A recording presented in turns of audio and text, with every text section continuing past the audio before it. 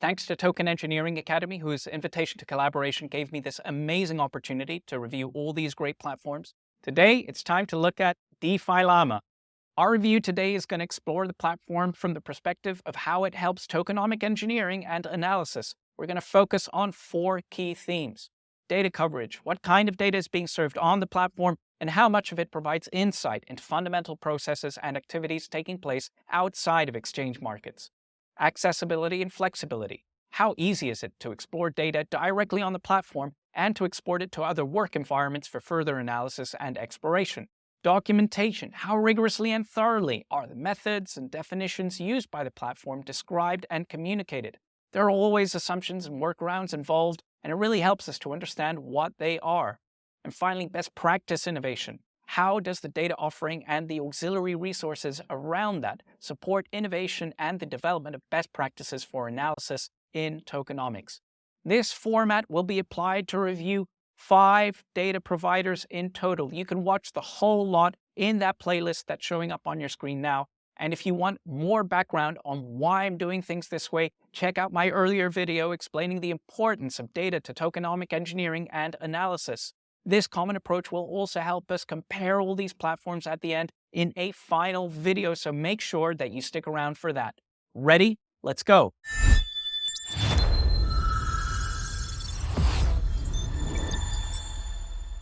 So what we see up here is the DeFi Llama home screen, and immediately this feels much more like the Messari experience in terms of UI.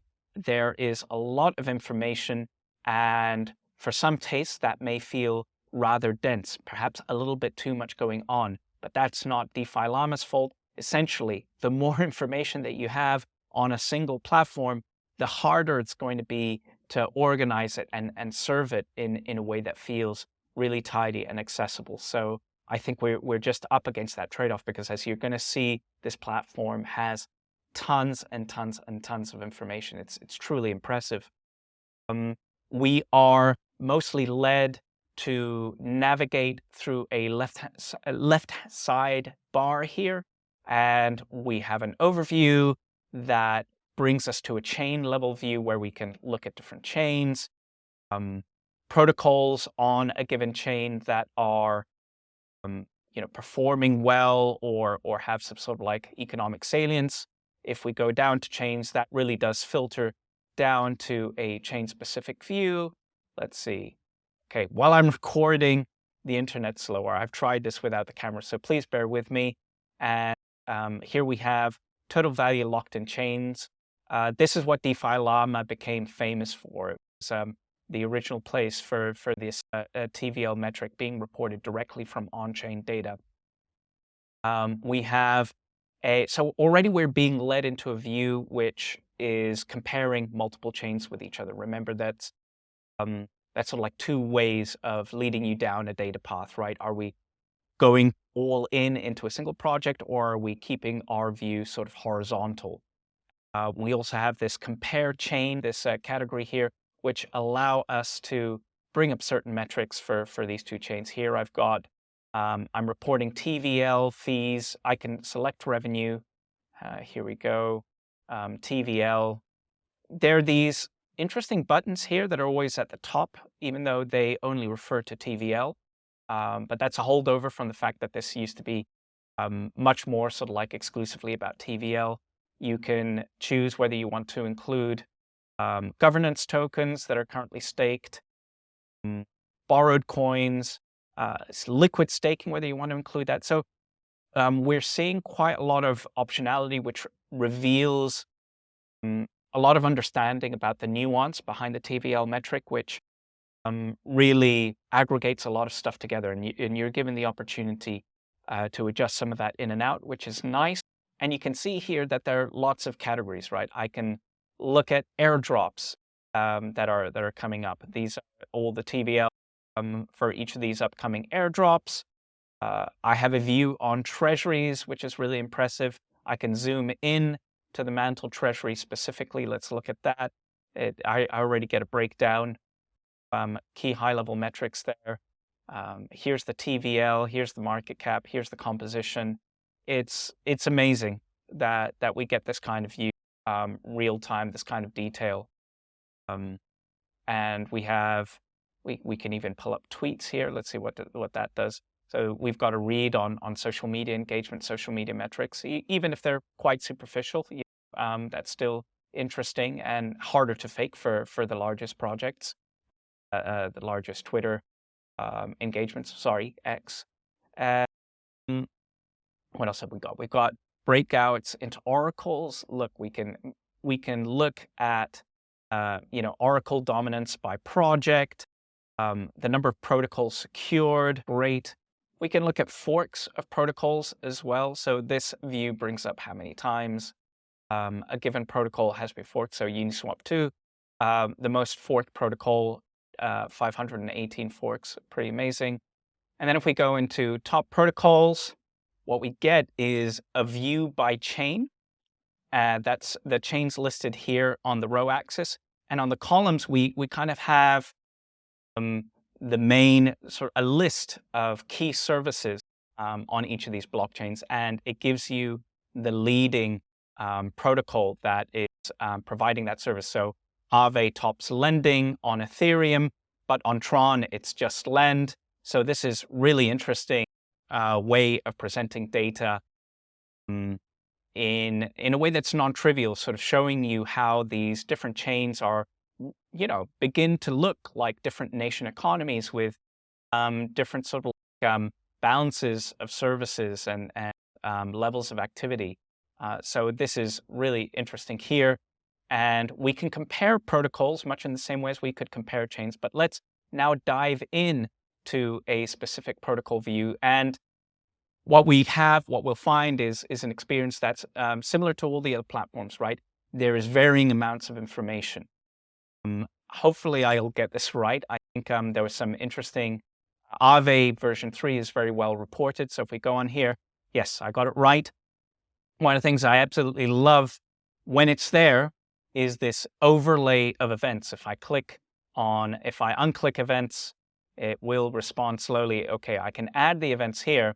This is really, really nice. This is a way of finally bringing news and price and market information together, where you can, see, okay, start of AVAX rewards, massive jump up in the price, a little bit of a kick up when we got the OP rewards. And there are other projects which have this events overlay, and it's wonderful. But by the same measure, like, if I pull up ETH's chart, we don't have this events overlay. So unfortunately, it isn't just an issue, and smaller projects getting left out. There's probably some resourcing, and they're not managing to develop all these features for some of the bigger projects as well. But this is wonderful. I love this here. So we have links to the address. We can link to Etherscan directly instead of having to copy the address, go there manually. This all works in one go. I can just click this and it will take me there. We get a bit of methodology here, which is nice, actually. I'm only just realizing that now. I was looking for a doc, a consolidated doc item, and they don't have it. I guess they're reporting some of it here. Oh, this is really interesting. Hold on, wait. Let's go back to information. And if I click there, and allowing for lag, if I go to TVL code and fees and revenue code, well, this is great. This is okay. This is why I couldn't find a comprehensive docs, because they've just given you all the code in GitHub, which is really amazing. It's sort of like taking docs to the next level. But obviously, if you're not a coder, that's not entirely user-friendly, but it is still very impressive, of course. So let's go back here. And we were getting some really interesting charts there by clicking on TVL. So let's do that again. And what do we have? Again, just so much information. This is going to be a platform where you have to sit down and learn it. There's just no way about it. Protocol expenses is interesting. It's beginning, there was a lot of noise about, projects reporting token balances, proof of assets, as it's called. And the critique that everybody comes up with is, well, we don't know what their liabilities are, or if we have a revenue metric, that tells us nothing about their profitability. So DeFi Llama is beginning to bring this in with protocol expenses. However, none of this is on-chain data at the moment. This relies on protocol's own reporting. So each of these items that are listed here, a whole 13, have these annual expenses listed, and you're given sources there. I love that. I love that you can go check up where this is coming from, and that you're not just taking all on faith. There's so much stuff here, so much stuff. But again, by and large, most of it is accessible on the left. There are not so many sort of like layers deep. So that even though there is a lot of information, you will be able to navigate around and find what you're looking for. And this is crazy. Like you can look up yields by trading strategy. This is really sophisticated. You've even got halal structured Islamic finance style yield information. That's amazing that it's all here. We've got NFT information. There are also some really exotic things here, which are kind of interesting. Let's click on languages. I was like, what is this? Is this some sort of like, geographic analysis of people who are using blockchains? No, they're actually talking about smart contract languages. They give you a breakdown of how much smart contract code is being written in different languages. Right now, everything's so dominated by Solidity that, any other story sort of like is entirely marginalized. But at some point that could be interesting here. I like this as well. I must be a data availability issue that we're only seeing this on Solana, but the ratio of open source closed protocols, and we're seeing a gradual shift towards open sourcing over time. That's really cool. Not, again, this is all coming in for free. I don't know why. Again, it's a pity we only have this a lot for Solana, but it's free. So how could I possibly complain? But really rich, unusual data that's coming through here. And you can see in the compare chains view that we're also given access to some solid fundamental metrics like active users or transactions.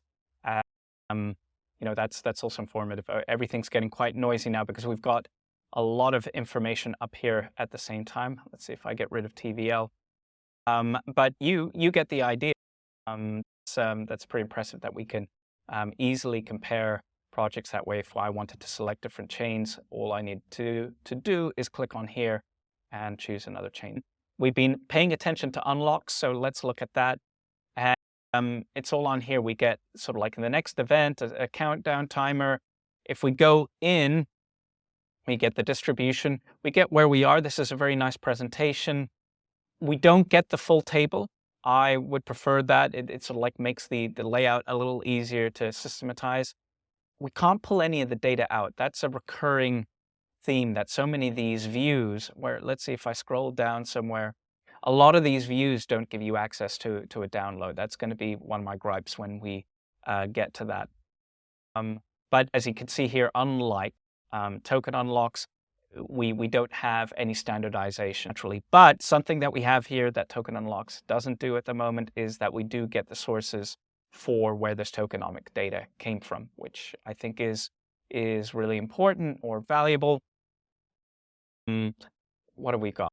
We've got centralized exchange transparency, assets, clean assets, which they define assets excluding those issued by themselves. So much stuff. Bridges, governance, liquidations. They're a little cheeky with this one. Showing you how much everyone's liquidated on an accumulative basis. By itself, that won't tell you much, right? You'd have to take some sort of ratio to assets or economic activity to really put these figures into context. But the absolute rankings, I guess, are still informative. Fees and revenue, we've got, let's go to advanced. Why waste our time with a simple view? And if we go here, fees, revenue, 24-hour market cap. If we scroll to the right here, we'll see some of those price to fees, ratio. I can't remember what's P to S. Market cap over annualized revenue. You can see it's quite patchy. So we've got a lot of columns with null values here. But okay, we're still building this out. Not every project's the same. Let's see, do I have any export options here? I don't see that we do. I don't see that I can export this data anywhere on this from a screen, which is certainly a pity. We got, you know, you can filter by chain here. That's nice. You can pick up or select more chains here. Include bribes and token tax. I'd like to see more information about what this means. How are they defining this? So anyway, documentation's an issue where we're going to get to that. Raises, we've got a completely open table here. This is the most extraordinary thing about DeFi Llama is that all of this is free. It's all free. It's incredible. And we have a very rich table with plenty of financing, plenty of information. We do have a methodology and biases document here. So that's nice. Seems a little slim. I'd have to read it. Let's go back. Done. And we can organize this view. Here we can download. That's nice. We can download as a JSON or CSV. We can organize the view by investors, which is always really interesting. If we click on an investor, let's see where that takes us. That's really nice. We get some charting, lots of rich information, really rich view on what Polychain Capital are up to.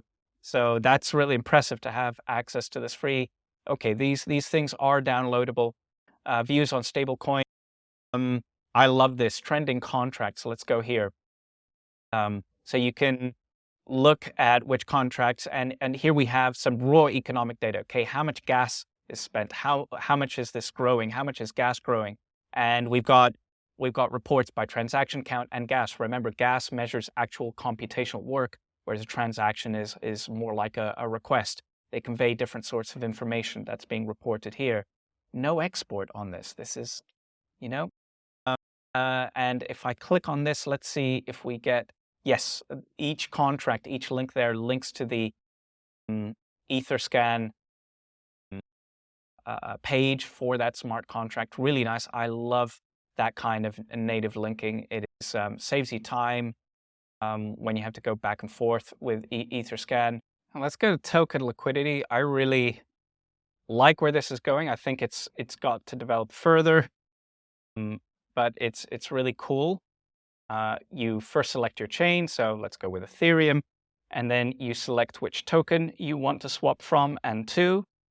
So what we have here is a much more granular order book style view of liquidity between these two token pairs that tell us the price that we're going to get depending on the size of the trade we wish to make.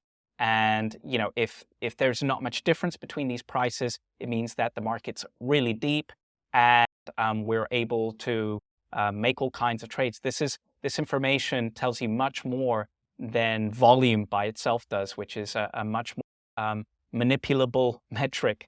And if we scroll down, we actually get this charted where we see where the slippage starts to hit.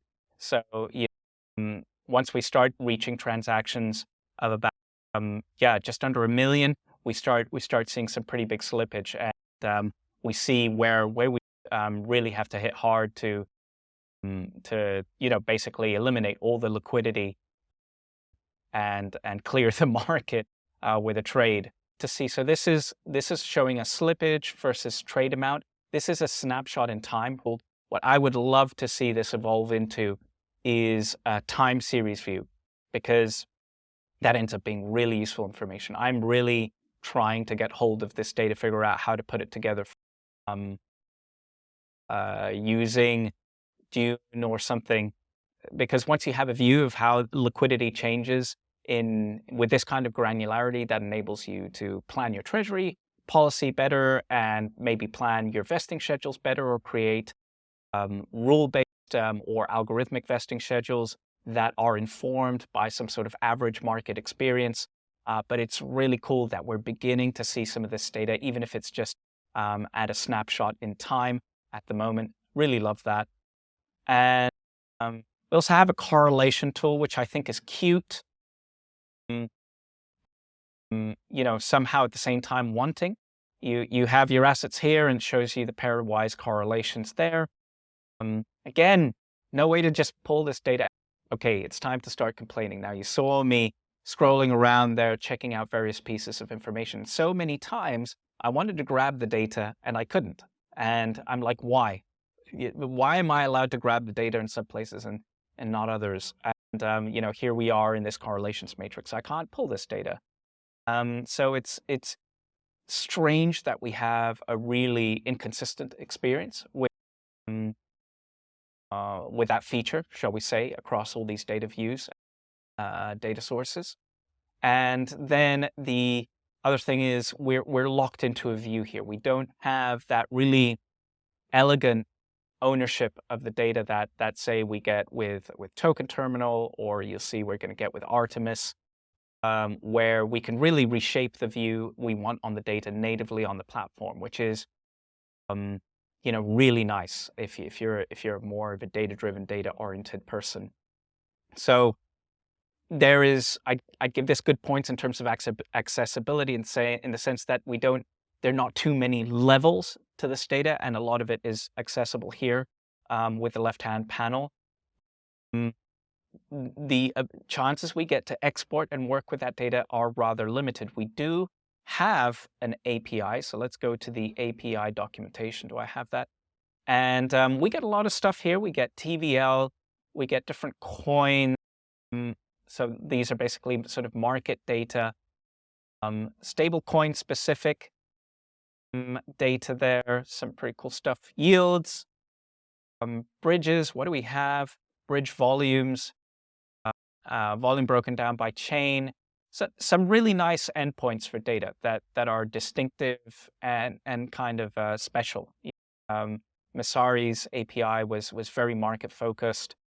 I get a sense that even though DeFi Llama is reporting a lot of sort of more fundamental oriented metrics, we're not getting quite as broad a view as we would get on Token Terminal. We do get some fees and revenue endpoints here.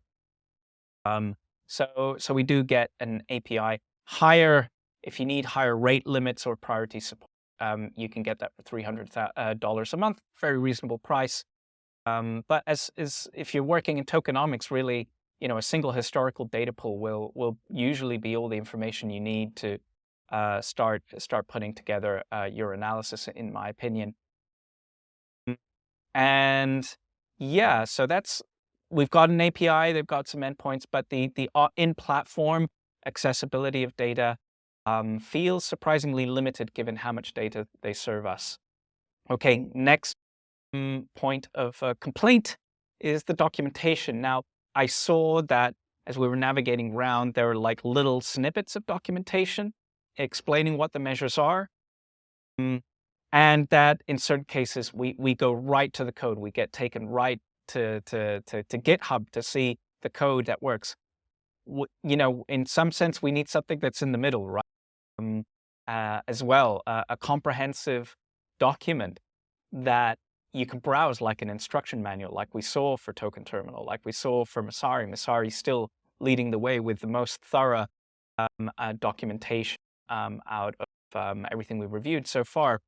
So it's kind of interesting. It's sort of lopsided, right? We have this feels like a tool which is made for people who already have a lot of knowledge, and there's very little in the middle. We're either going to go all the way, take you to the smart contract, or take you to the GitHub code, or give you some little snippets of information. So I think that's lacking, but I have no idea how they do all this. I don't know how they're prioritizing their services here. This is not a paid for product, so maybe documentation really, that kind of systematic documentation is proving to be an afterthought for them. I don't know. So in my view, it's weak on that front, although it has some very commendable strengths, specific strengths with the GitHub repository as well. So what do I think about DeFi Llama in terms of how it's supporting education and the establishment of best practice in blockchain analytics, economic assessment of all these processes? Well, it's strange. I'm not sure how to read it, because it makes a lot of data available. They are reporting some ratios. but it's kind of, again, the experience, the way it's served suggests that they are kind of relying on the user to already know what they know and what they want to know. Whereas the way that the information was served in Token Terminal gave me the feeling that it provides users with more awareness of the underlying context and motivations for the data they're looking at. Here, I have to go looking for the data and I can see, oh, I see a price ratio, but there is less support. And this probably ties in with the documentation experience being quite limited at that sort of like middle human language level. So yes, they have a lot of data that expands the range of possibilities and the range of questions we can ask into a broader economic realm, shall we say. But at the same time, it doesn't feel like the platform is helping you understand why all this stuff is relevant or what it means. I haven't checked out their news service much. I don't know to what extent that is just news and events driven, and how much analytical content is on here. It seems like we do have some analysis. So there are pieces on regulation, events. Most of that analysis, no, there's some quantitative analysis.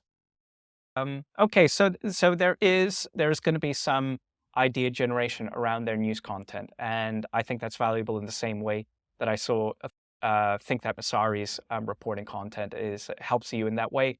But at this sort of data level, it just doesn't seem as proactive as what we're seeing on Token Terminal, and in a much more narrow and specific way, what we're also seeing in Token Unlocks, and what we'll see Artemis is doing as well. So that's my whistle-stop tour of DeFi Llama. Seriously impressive platform. Amazing that we get so much for free. But yes, it has to face this trade-off of how do you organize this much data. And maybe because it's free, it isn't investing in providing some added support for the user experience, which can feel a little inconsistent at times. But it's an absolutely stellar product. Don't look at gift horse in the mouth. This is far more than a gift horse. I mean, this is such an important tool that Masari are using it in their own data feeds. So it's amazing that we have access to something like this without having to pay for it. It's brilliant.